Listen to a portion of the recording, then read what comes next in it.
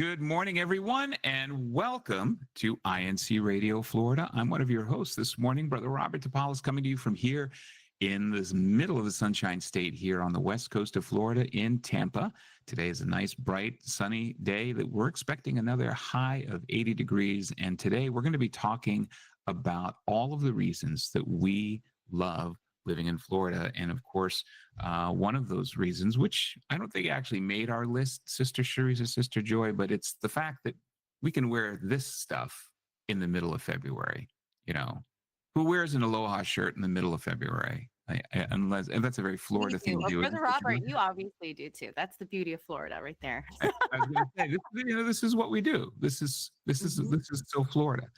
But we want to welcome everybody this morning to the show. It is today, of course, February 8th, Saturday, February 8th. It's about 9:32 in the morning here on the East Coast of the United States, which means it's a little later there back in Asia and in the Philippines. And for those folks that are watching us, I'm hoping that you're having a wonderful evening. You are going to be having an even more wonderful evening watching the show here today to learn all the reasons why you need to come to Florida. But before we do that, I'm going to toss it over to Sister Joy to hand out our international greetings to everyone. Good morning.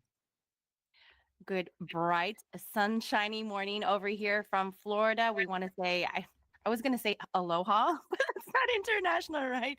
Buenos dias. It's over the Pacific Ocean, so it's close enough, right, Cherise? I mean, there you go. Buenos dias, guten morgen. We're just all happy to have you all join us today. We're really excited to kind of show off all the many beautiful, delicious, fun reasons why we live here and why living here in Florida is just such a fun place to be. So we're really excited to dive in. Yeah, we are. And you know, coming from you, Sister Joy, that's going to be a really important point of view because you are, as you very, very frequently say, flow grown. I am. Which means you are Florida born and raised. Unlike the imports that I am. Well, Sister Cherise is actually from Florida originally too, right, Sister Cherise? Yes, born and raised in Miami until I moved to Maryland and Virginia, and then I came back because I miss Florida so much. Oh, there you go. You all heard it here. So it looks like I'm the only import this morning. I'm the only import, and so my point of view will be, you know, why it is that we love having moved here. We're going to be sharing a lot of our points of views, and I'm really excited because today we're also going to be talking about all of the different places that we love to go, things we love to do, food we love to eat. And it's going to be from both folks who've come here recently and folks who have lived here. So without any further ado, let's just hop right into the topic. If you are in the chats right now, please let us know why it is that you love living in Florida, or if you don't live in Florida yet, what it is that you're looking forward to when you do come to Florida. But we're going to go ahead and share a presentation. And if Kuya Tech, if you could put us into grid mode, please. We'll go ahead and find out from our wonderful audience what are the reasons that they live in Florida. And just as we stated, please, in the chat, we've got such an active chat that goes on with all of our wonderful viewers. We'd love to hear from you. Please go ahead and put right in the chat, and we'll hopefully be able to read those out and share with everyone what is the reason that you love most about living in Florida. And I'm going to have to defer to a lot of these questions to our wonderful native Floridians, Sister Cherise and Sister Joy. But, you know, let's get started here with the very first thing, and that's going to be our first question of the day. Here's your first brain teaser, and it's going to be all about Florida, so there's your first hint. Answer the questions by telling us, when did the state of Florida become a state?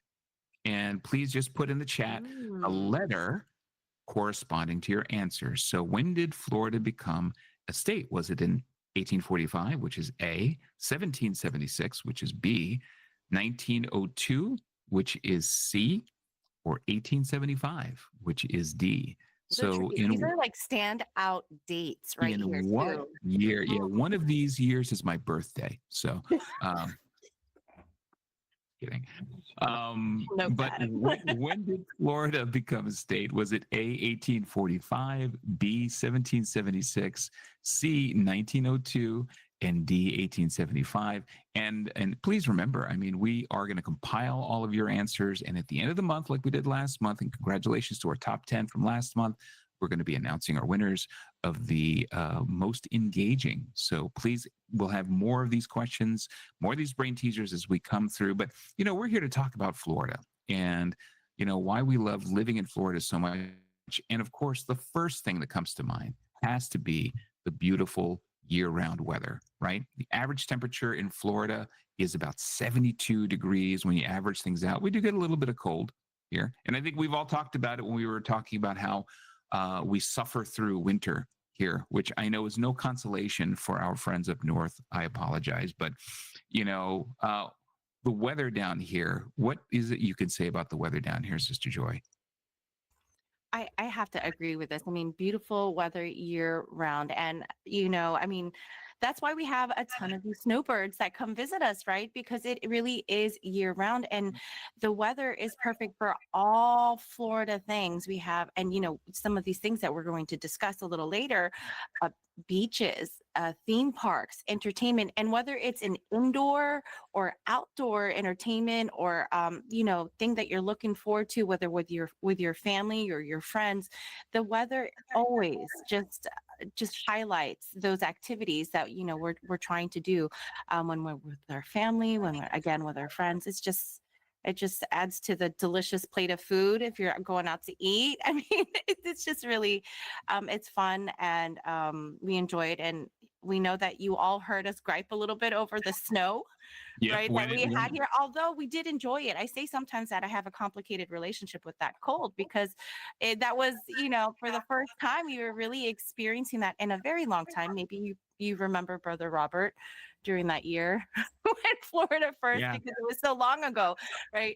But it's really it's really nice, and we welcome all of you all who have not yet visited Florida because our weather really is. Yeah. What time of year is your favorite time of year?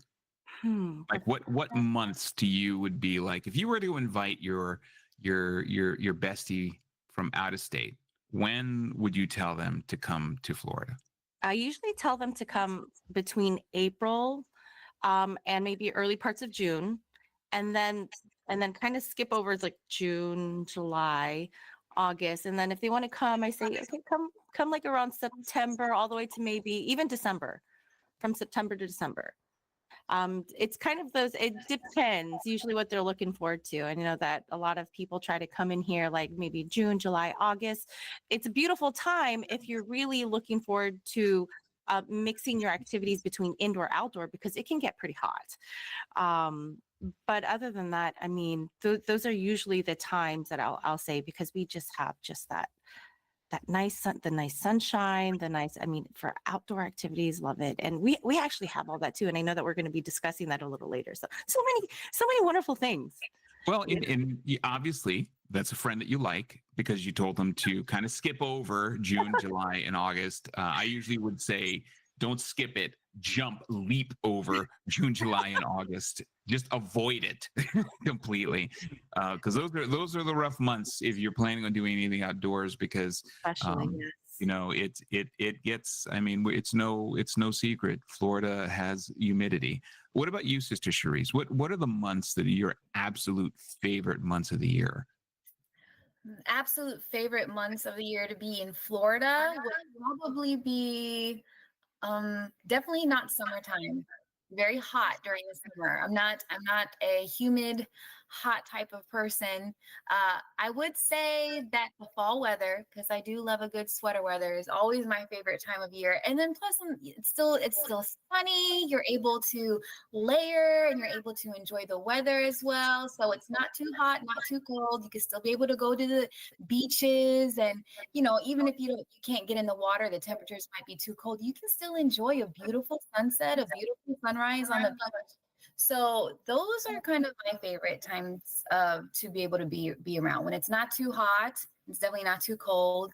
A very nice time to be in Florida for me, especially in the summertime. I don't encourage anyone that I know to come here during the summer because it's just too crowded with tourists who are trying to visit. They think, oh, summer break, it's a perfect time to come to Florida, and then it's just too hot to do anything. that says a lot, because I think that that's the reason why you don't ever hear people talk about Florida being the summer destination capital, but it's the spring break Mm. destination capital, right? And that's because the springtime is around that time that you were mentioning, Sister Joy. You said right around that May timeframe, April timeframe, right? People are escaping still where it's cold up north, taking that spring break and heading down to Clearwater, heading down to Miami, which I don't know if you guys have followed. Like Miami has gone all out to try to dissuade tourists from flooding there. Have you seen the advertisements that they've got going? Yes, I'm so happy that you brought that up because I saw the new campaign that they're promoting for Yeah, like the discouraging people. breakup. They're breaking up with spring breakers, right? I saw that. I thought that was pretty. I was pretty impressed by their production of it. It seemed like Yeah. a complete reality show. It was. I thought they really hit the mark there with what they're trying to do. So And it's because one of the things about coming down here for spring break is, and here's another hack. If you are coming down here with your family for spring break, and if you're in the Tampa area planning to go to Clearwater, planning to go to St. Pete Beach, or any of those more popular destinations for spring break, just be aware that during that spring break period, what is normally a 20 to maybe 30-minute drive is going to be almost 2 hours. So you look for the less frequented beaches, which we're going to be talking about here in a little bit. So we're going to give you a couple of tips on places where you probably may want to go visit, because those are the same quality beaches with the same beautiful white sand, but just minus the 1.5 million people that typically flood the areas there. So definitely great weather, mid 70s. Avoid June, July, August, unless you plan on spending a lot of time in our beautiful museums that are nicely air conditioned. But aside from that, amusement parks, we're going to talk about those a little later, but that's really where it gets tough, because you're just out there in the heat without much shade, and in the summer months it's just sometimes pretty miserable down here, even though we still do love the weather. So what about the beaches? We can't talk about Florida without talking about the beaches. And of course, we are a peninsula, which means that we are completely surrounded by water, and except for the northern part of it. But the beaches that we've got here, there are a variety of them. I don't think a lot of people realize when they come down here, you have beaches that are the beautiful white sand beaches along the Gulf Coast, right? So stretching from where there is Sister Sharice up there in the Pensacola, right? Pensacola Beach area, Destin, Panama City, I think is another really popular beach that's up there. These are kind of the highlight beaches. And then you come down along the west coast of Florida, then you've got like the Clearwater, St. Pete, Sarasota, of course, the award-winning Siesta Key Beach, which is there just south. But then you even go further south than that, and then you've got Naples and Fort Myers and all of these little beach communities that are there. But one of the things that we shared was these beaches tend to just get absolutely slammed during spring break. And, we're talking not being able to find a place to lay your blanket, or being able to just comfortably walk along the beach without bumping into, a bunch of different people, right? You want just some quiet solitude when you're at the beach. So when you're doing that, Sister Sharice, do you prefer going to the beach with your family when there's like just a lot of other kids and everything around? Or are you more of the, I'm going to the beach because I want to be able to just relax and chill and be in solitude and just listen to the waves crashing? What is your beach experience typically like? Typically my beach experience is very much family oriented. But ideally I still get to enjoy, being in the water with the kids, making those memories, and then letting them play in the water while I'm enjoying the waves. So that ideally is normally how my beach experience goes. And my husband, Brother Eric, I feel like he's afraid of water because he likes to just sit underneath his umbrella, relax in his chair, like an old man, and just people watch and wave watch and maybe search for dolphins, So those are his favorite things to do as well. But Yes, it's just for me. Any time we go to the beach, it's just relaxing to be able to get away and enjoy. There's just something peaceful about being at the beach. So for me, it doesn't really matter. Like if my kids are there, I'm still able to create that peace and enjoy unplugging. Getting away from all like the technology and kind of just being outside.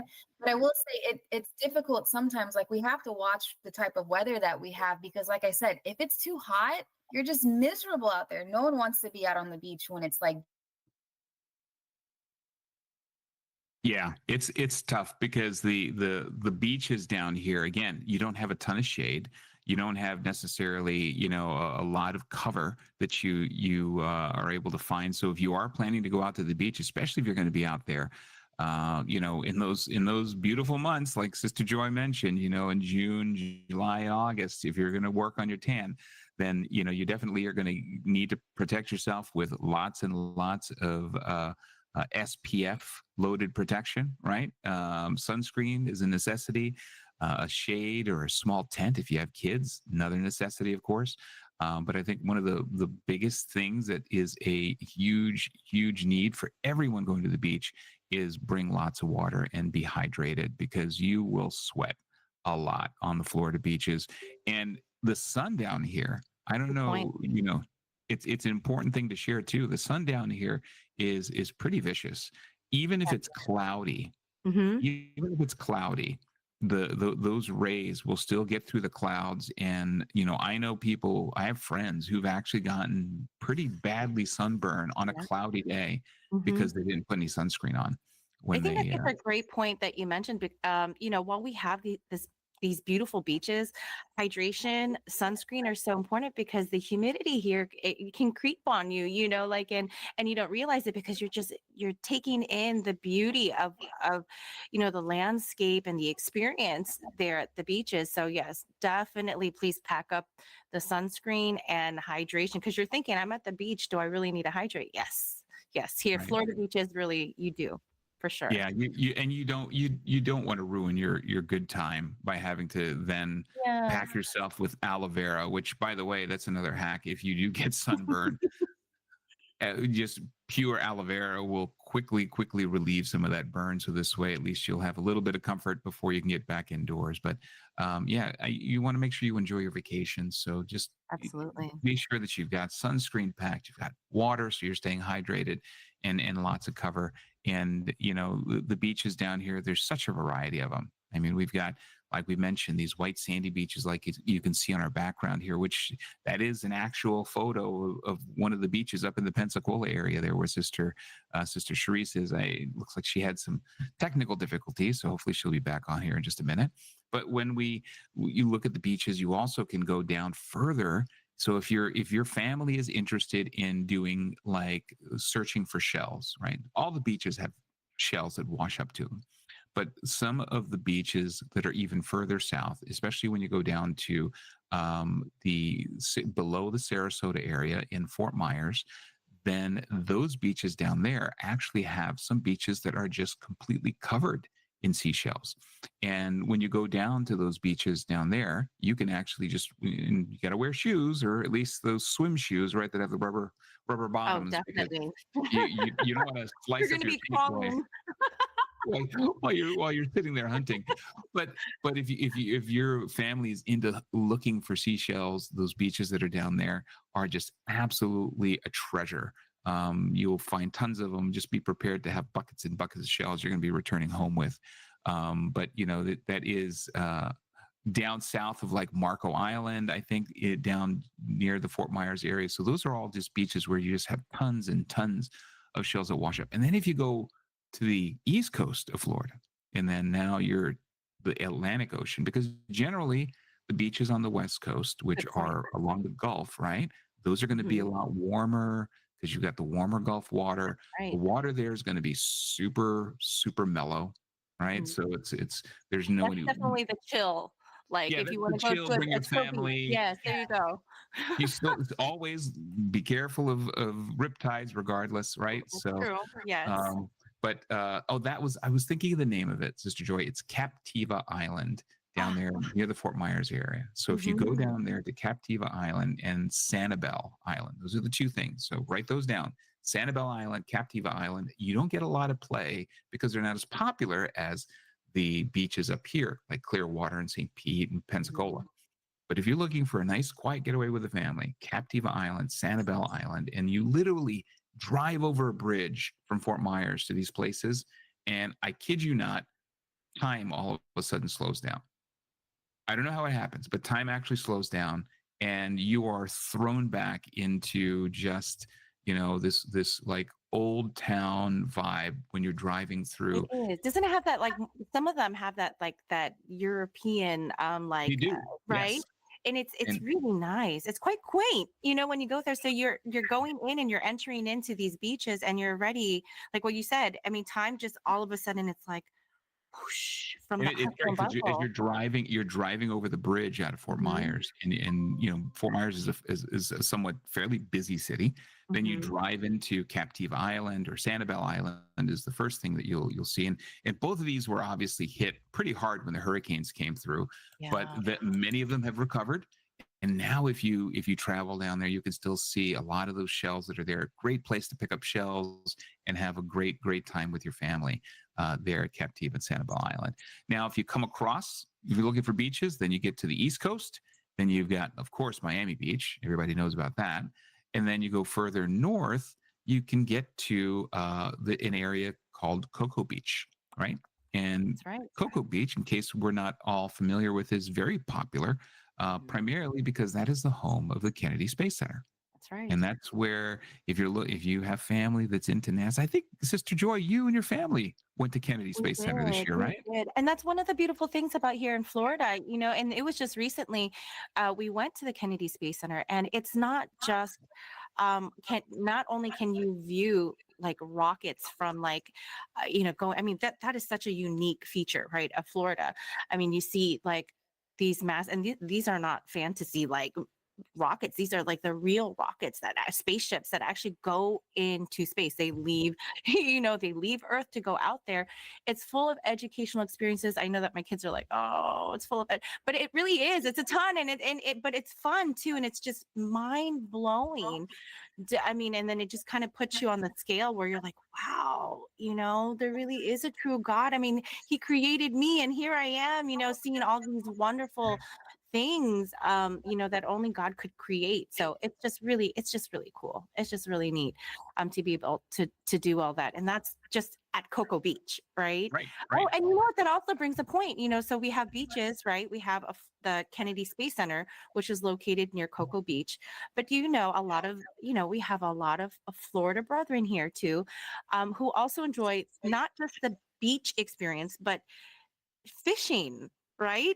We have like lots of fishing experiences here, where you can just, whether it's fishing, it's crabbing, I mean, whatever you can eat in the sea, because we all love food, right? I mean, that's another reason why we also love going to the beach, because you can actually catch your food there. You can catch your meal, right? You There can you go out to go. the beach, catch some sun, and then Yes. catch your meal, take it There you home, go. and then Mhm. and where else can you do that? Not I too many know. places, right? Florida. Not too- There you go. And oh, there's Sister Therese. She's back. Welcome Welcome. back. And she's so polite. She raised her hand. Not like us, where we just interrupt each other. But I know. she actually raised her hand. But we're glad to see you back here, Sister Therese. I guess your internet wanted to go on a beach vacation. There you And go. I'm not sure. Can you hear me? Am I coming across okay? yeah, we can hear you now. You're coming Okay, on good. perfect. I'm not sure what's happening, but here I am. Yay. Oh, no But yes, problem. gorgeous beaches, everything. We love gorgeous. I just wanted to include, because I feel like we have like a lot of the publicized beaches. There's a lot of hidden gems here that I feel like a Exactly. lot of people there's, especially in our Panhandle area. I'm not sure if you touch base on it, but like Rosemary Beach, 30A, those are all beautiful beaches that are starting to become a little bit more popular. And it's my understanding that influencers are are showcasing the beauty of those beaches, and they're calling that section the New Hamptons. I've heard that. So I thought Wow. that that was kind of wild. I was like, oh, okay. And then you'll see the commenters of people who actually live there. They're like, please don't promote us. We, we Yeah, like yeah. Well, staying hidden. I think we Keep us just did that chill. a couple of shows ago, where we just kind of, blew up a place that all of a sudden was trying to stay nice and quiet, and but that's what we do. That's what the show is for. Mhm. We're going to reveal to all of our viewers all of the Florida secret hotspots that only locals will know. So then we're going to have to go find new hotspots. But yeah, those hidden gems of those beaches, like the ones that Sister Sharice just mentioned, and of course here, and then back on the East Coast, if you're on Cocoa Beach, if you go up a little bit, if you are interested in surfing, which is ironic because a lot of people don't really realize you can surf in Florida. Yes, you can. You go to New Smyrna Beach, or what they call NSB. New Smyrna Beach, there on the east coast of Florida. It's on the Atlantic Ocean. And of course, the water comes in. You get a little bit more tide and waves than you would here on the Gulf Coast. So you do get some action. And a lot of surfers practice their surfing. Now, you're not going to see 30-foot swells there, 20-foot swells, but you're going to get some decent, 6 to 8-foot swells on certain days, especially pre-hurricane. But this is a public service announcement. Do not go out when there's a hurricane, because there's Please always do going to not. be somebody who decides that it's a good idea to try surfing when there's a hurricane coming. Not the time to do it. No. But the waves there at New Smyrna Beach, but also just a little note, New Smyrna Beach is also the shark bite capital of the United States. So with that, we're going to move to the next category. Let's talk about some theme parks and attractions. That's like instantly what everybody thinks about when they think about Florida. Because honestly, that's what brought my family to Florida every year when we were still living up in Atlanta. We would travel and spend that turkey Thanksgiving week here in Florida. We would be hopping around Disney, hopping around Universal Studios, because it's just a place. And it makes sense that you would put all the theme parks here because, they are an attraction all year round. If the temperatures aren't freezing, even in the December and January timeframe, you can still grab your family and hop the shuttle over to Epcot and take the world tour while you're there in Epcot, right? And be able to enjoy that. But there's such a vast variety of amusement parks and different, different tastes. So of course, I got to ask, since Sister Joy, you live in Orlando, it's kind of an unfair question. What is your favorite theme park? Oh, If that you're is going to bring really your an best unfair question because your husband happens to work for one of them. yes, he does. He doesn't work for one of them. He happens to work at He one of provides them. the Right. paramedical services for that. There you right? go. He does provide the medical services for one of the theme parks. And this is a tough question because if someone asks me, I do love Disney. I do love Universal. And it being so accessible for us, we're really grateful for that. It's hard to choose. But we do love Disney. And for those of you who are listening, Florida's not just limited to Disney and Universal. I mean, we have some other major theme parks There too. are And they are Legoland. basically- Like people don't even know Legoland. about Legoland, right? Yeah, we have SeaWorld. Mhm. Right? Legoland, SeaWorld. We also have Busch Gardens. Busch Gardens. There you go. If Here you in like Tampa. those, Yeah. there you go. Gatorland. We have a Gatorland. Gatorland is Gatorland is basically anywhere you drive in Florida. So I have Gatorland in my true. backyard if anyone is interested. So On our way, every time we go somewhere, if there's a body of water, me and my daughter are like, is there an alligator there? Oh, look, there's one laying out right now. Oh, look at the turtles, so you can see, which is something that we'll probably touch about a little later, but it's true. That's what you can see. that's your Gatorland. Yeah, but theme parks, it really is a delight to be able to go to have this available, this type of entertainment. And just as Brother Robert mentioned, you have to pack your water, right? You have to pack your sunscreen for when you go to the beaches. You got to do the same thing when you go to these theme parks because it's so easy to get caught up in, oh, I want to have the whole experience, but please, please, please pack your water bottles and hydrate. Stay hydrated when you're at those parks because heat sickness, heat stroke can hit you instantly, especially in those summer months. So well, what about you, Sister Sharice? Do you have a favorite park when you guys travel down to Orlando? Or anywhere, actually. Busch Gardens is not a bad place if you like thrill rides. And they also have their own little safari thing going on. So, Busch Gardens is the best of both worlds, right? But what about for your family? Could we find you there, Brother Robert, there at Busch What's that? Gardens? Could we find you there at Busch Gardens? hanging from a tree.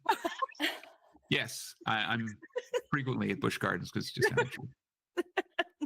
So when we are able to go to, theme parks or anything like that, we've been to both. We've been to Disney World, we've been to Universal. I feel like it's kind of just what you're searching for. I feel like Universal is kind of more grown up kind of audience is what I feel like, and then Disney, of course, is anyone who's a child at heart. So we love them both. We do. We really do. But the one thing that we love about Florida, because, it's theme parks and attractions, the one thing that attracts us is our pontoon boating, is what we actually really enjoy doing.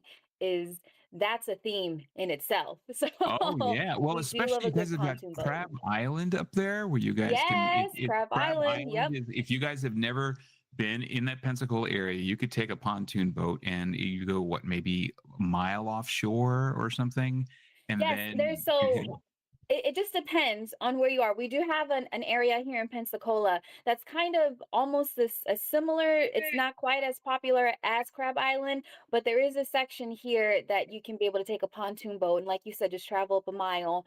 And then it's actually pretty cool because a few years back, we took a pontoon boat and we were able to go around like Fort Pickens and kind of just, hit all those areas that you really can't access with, vehicles besides a boat. So that was very fun.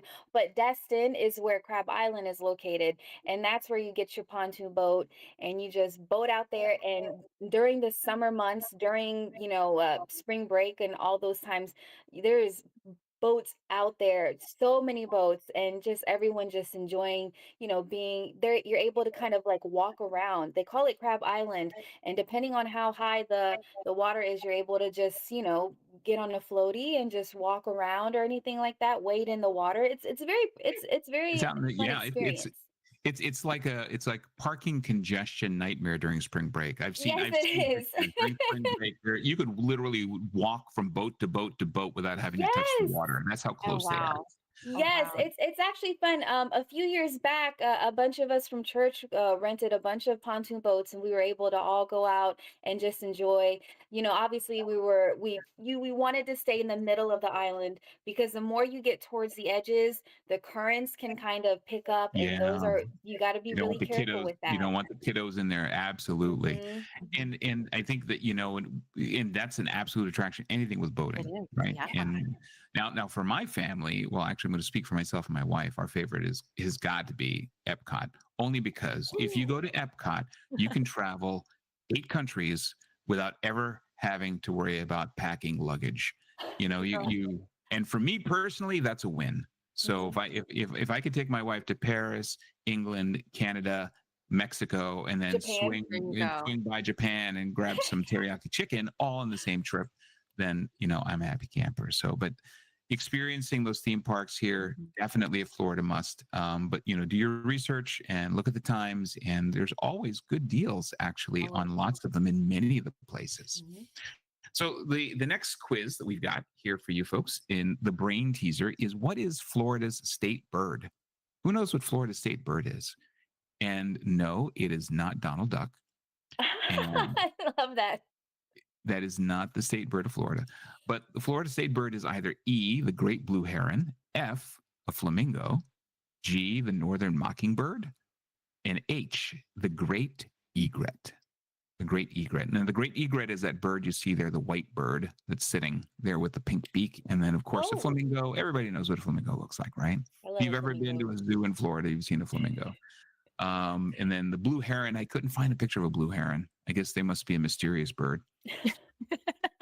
Then the northern mockingbird. So which one is the Florida state bird? Is it the great blue heron, E, F, flamingo, the G, northern mockingbird, or H, the great egret? Put your answers in the chat, please, and then we'll see which one of you guys actually will get that right. So, and then you can always just rewind the YouTube video if you want to see the questions again. That's the beauty of it. That is. All right, so on to our getting towards the end here. Of course, we just talked about it: diverse nature and wildlife, along with no state income tax. Mhm. Now, why the two of them go together, I don't know. But other reasons why living in Florida is so That's great. wild is right because- there. Right, exactly. very diverse right there. Watch, we're going to get flooded with people now because that was like the surprise. Boom, there's no state income tax in Florida. But, we talk about diversity in nature and wildlife before we get to that. When we talk about diversity in nature and wildlife, you have, as we saw, not just birds and gators. We've got bears and deer and just all of the wildlife you'd expect to see in any place, right? Especially those that are accustomed to or prefer tropical climates. But here you've got rainforests, kinda. Right when you go to the swamps, that's what you want to call it. Of course, you like how I tried to make Florida sound so bougie. Yeah, we have rainforests. Swampy, we have swampy rainforests. Hey, we're gonna have our visitors. Hey, Brother Robert, does that mean It's a rainforest. That's what we call it. See a rainforest here. Where's the rainforest? We have swamps. That's what we have. Yes, we do. But we've got marsh. Lots of hot springs, or we've got clear springs, right? Yes, I was going to say that the springs, that's another hidden gem. Not too many people. They think Florida, they think beaches, but springs. Right. Yes, I've got a ton of that. We did a ton. We did a whole show, actually, I remember, on Florida Springs. If you go back on our channel, you could probably find it. We touched on all the different springs in Florida and what it is that we love to do there, whether it's going on pontoon boats or kayaking or paddleboarding or just sitting on an inner tube, right? Any of those things. Exactly. There's just so much diversity here when it comes to the wildlife and the different types of animals that you'll run into. But now to the real winner. The reason why let's be serious. The reason we all moved here. No state income tax. We know that y'all have been waiting for this. You get to keep. Because I have. You get to keep more of your money when you move to Florida. Yeah, you do. Yeah. And I wanted to touch base on, alongside with the no state income tax, because you're able to keep more money in your pocket here in Florida. And then you can use that money towards, let's say Disney World or Universal. The one nice thing about living in Florida is that we actually get a discount to said theme parks because we're Florida residents. So that's right. We take care of our own. Yes. We take care of our own in Florida. So if you're coming to visit from out of state, and you see those, don't get sticker shock when you see those prices, just come find one of us. And that's Florida love for you right there.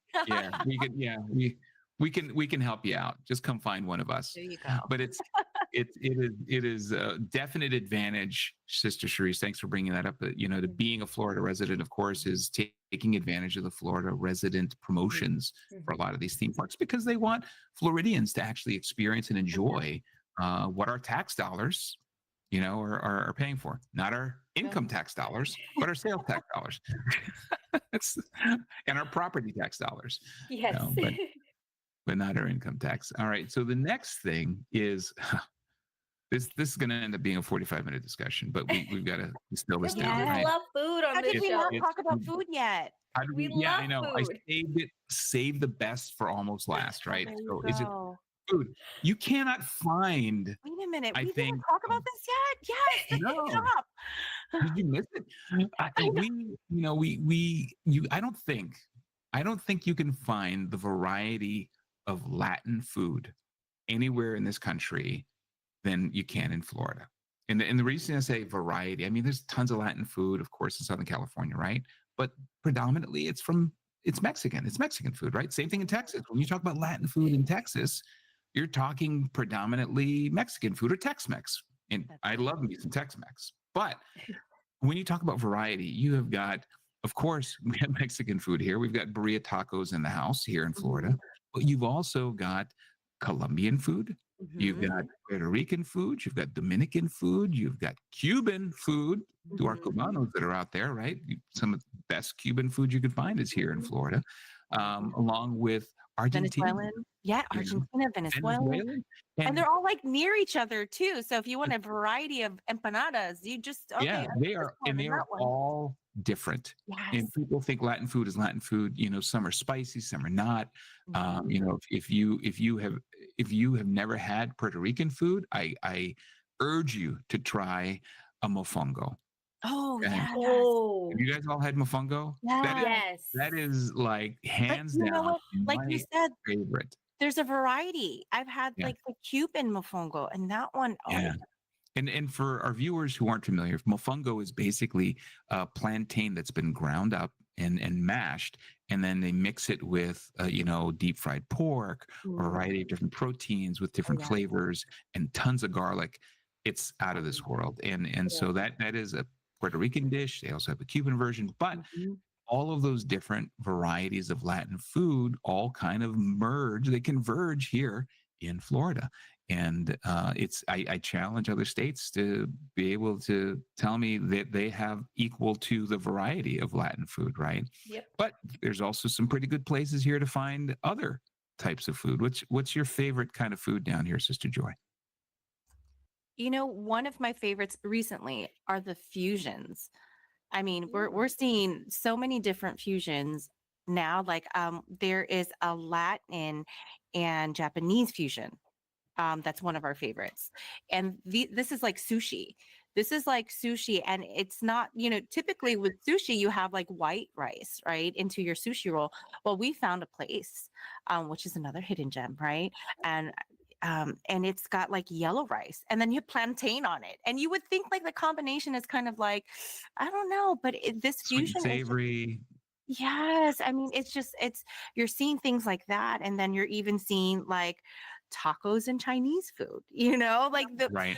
that's the thing. Like it's mind blowing. And it's just, let your palate do the speaking, come on down, and you have to just try. And we're beginning to see a lot of these fusions and these layering of different, foods, because we have such a vast, I mean, there is just a tremendous amount. And it's not just here in like the main part of Florida. I mean, it's all over. You'll see all these things, and it's really delicious. I mean, y'all got to come, and then just let us know when you're coming, and we'll try as many as we can.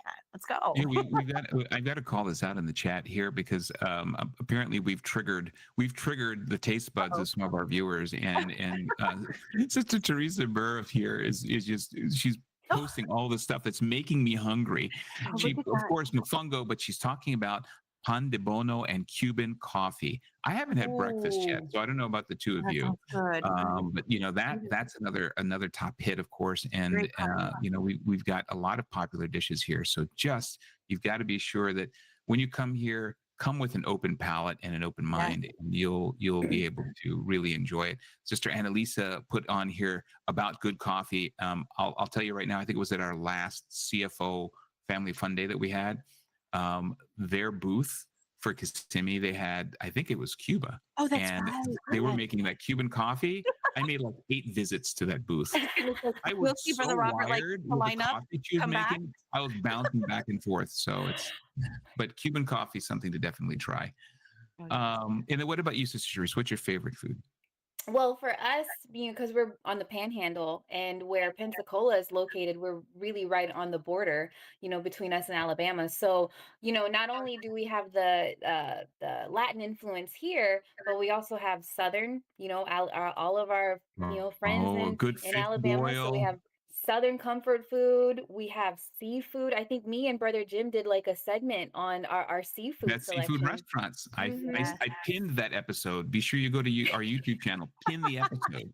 You will not be Yes, sorry. please was- The do. seafood. And then Oh, because we're so close to Louisiana and New Orleans, we have a lot of Creole and Cajun there influence you here go. as well. So there's just an assortment, a diverse. And then I wanted to touch base too. A lot of our army or our Military. the Yeah. military bases have a huge Asian following. So we have a lot of Korean as well. So that's just everywhere. There's just so much diversity here in Florida. So it just depending on what you want. Do you want Latin? Then you can travel more to the mainland areas, the Miami section, or do you want, Southern Comfort, Creole, Cajun, seafood? That's kind of our where we are right here in the Panhandle in Pensacola. So Absolutely. And I'm and of not course hungry. I'm hungry. I'm starving. We're gonna wrap up the show here because I've got to go eat. But We gotta go. but we got to continue really quick. We got to ask our audience though, because a lot of people probably don't realize what percentage, this is your last brain teaser for the show, what percentage of the nation's orange supply comes from the state of Florida? What percentage of the nation's orange supply comes from the state of Florida? Is it 50%? I, J, 75%, K, 90%, or L, 80%? My L doesn't really look like an L, but that is an L.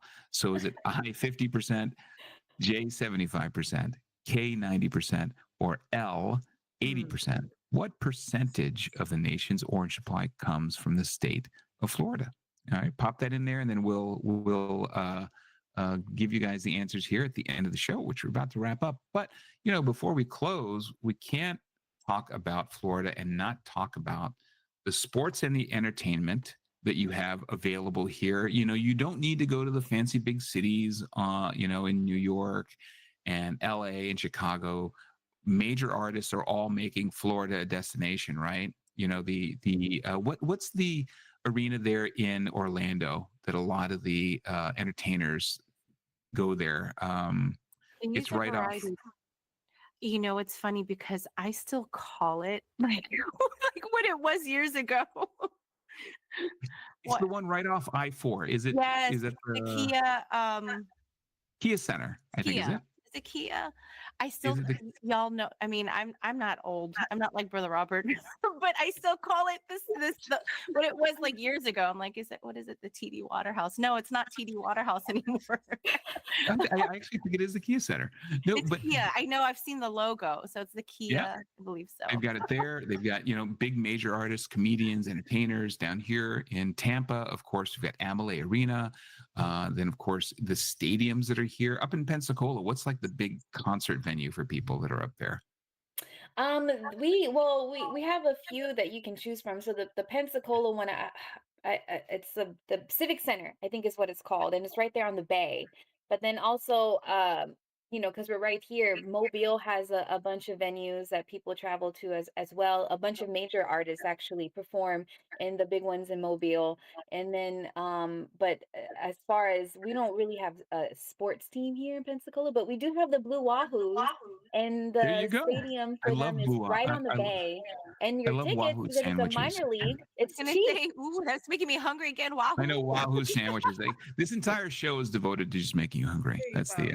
This is why you saved it for one of the last. But Florida is in fact home to many championships in both the NFL and hockey here in Tampa, of course, and baseball. So we are a sports state now. We're not just a Florida retirement destination for tourists. But when we talk about proximity to travel destinations, and Sister Joy and I, we were talking with Brother Manley about this right before the show, that you can literally travel anywhere from here in Florida without having to make a pit stop anymore. My family and I, when we flew to Europe, we flew right from Tampa Airport on a direct flight into London Heathrow, where before that used to be flying from Tampa to JFK or Tampa to Atlanta and then hopping over. They now have direct flights on, I think it was Virgin and Delta, directly into London Heathrow. Orlando's always had lots of major direct travel, right? But they're expanding that now, which is nice, which is really, really nice. And it makes it really easy too, because a lot of people who fly direct then hop onto a cruise ship, because every major cruise liner I'm so hungry right now, I can't talk. Every major cruise line has a port here in Florida, and you can take a cruise into the Bahamas, which in the Caribbean, most popular, right? But you can go to Mexico. Our family went to Cancun, I think it was late last year, on a trip. And, it's a couple, just go across the Gulf. It's very easy, very quick. You can come back. And there are just so many options available now that are very cruise friendly especially for those of us in the church, members of the Church of Christ, with their schedules, because they do have a lot of destinations now that accommodate the schedules for us to be able to continue being able to attend worship service, for example. Exactly. So it's definitely more value than it was many, many moons ago when it was so restrictive. But cruising, we did a whole show on that too. That's another episode. So scroll through our past episodes and pin that one, and we get you some great tips on how it is you can make the most out of your cruising. So do we have any people in the chat that we want to shout out there, Sister Charisse, I know that people, when we were talking about food, they were hopping all over it. Oh, yes. But I know that we've got a ton of traffic that's in there. And then we're going to review all of the answers to our brain teaser questions here in just a second. I think I'm gonna have to give that to Sister Joy because my your Wi-Fi. internet is down. Oh, I'm of so course. sorry. No. You love, I know, and there's a ton of them here. Let me go ahead and scroll. I mean, we have so many different greetings. Thank you all for participating. We love it. And we have here, look, we have Buc-ee's. It's funny. Buc-ee's, I see, that's what I see stand up here. That stood out as soon as I saw that from one of our favorite guests. Yes, our favorite one. He's shouted out Buc-ee's. Buc-ee's. That's so funny.